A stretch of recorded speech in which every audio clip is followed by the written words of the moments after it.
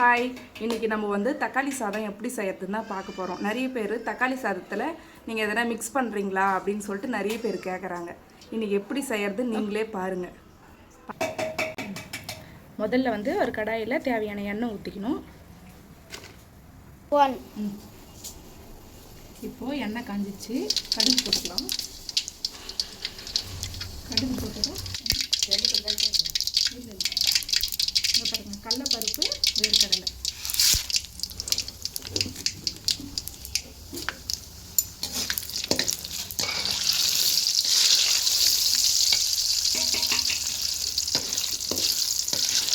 போதும், இவ்வளோ செவந்து வந்தது போதும், இல்லைன்னா கருகிடும்.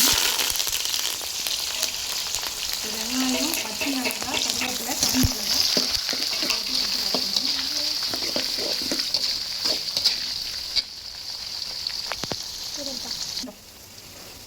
மாறினதும் பச்சை மிளகாய்,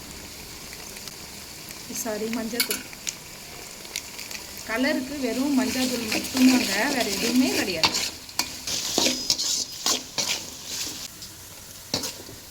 இப்போ நல்லா வதங்கிடுச்சு. தக்காளி கொட்டணும்.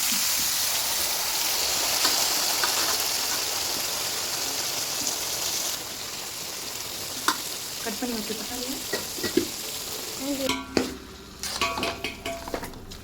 பாருங்க, இப்போவே அந்த கலர் நல்லா வருது பாருங்க.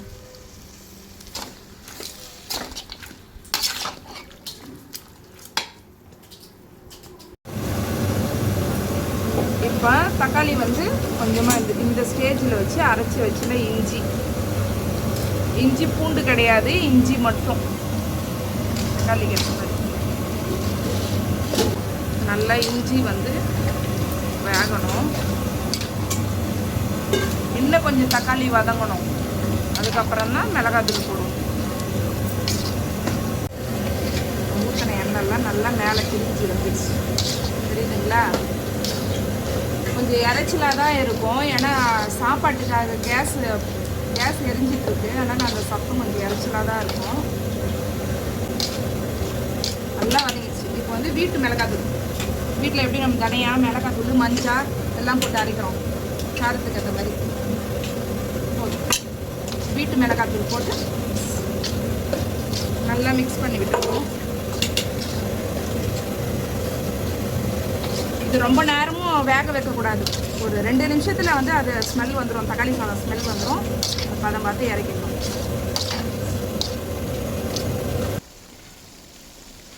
பாருங்கள், எண்ணெய்லாம் மொத்தம் பிரிஞ்சு வந்துடுச்சு, ஸ்மெல்லும் வந்துடுச்சு, தக்காளிக்கான ஸ்மெல்லும் வந்துடுச்சு. அவ்வளோதான். இது எடுத்துன்னு போயிட்டு ஒயிட் ரைஸில் மிக்ஸ் பண்ணிக்கணும். இப்படி தாங்க தக்காளி சாதம் செய்யணும்.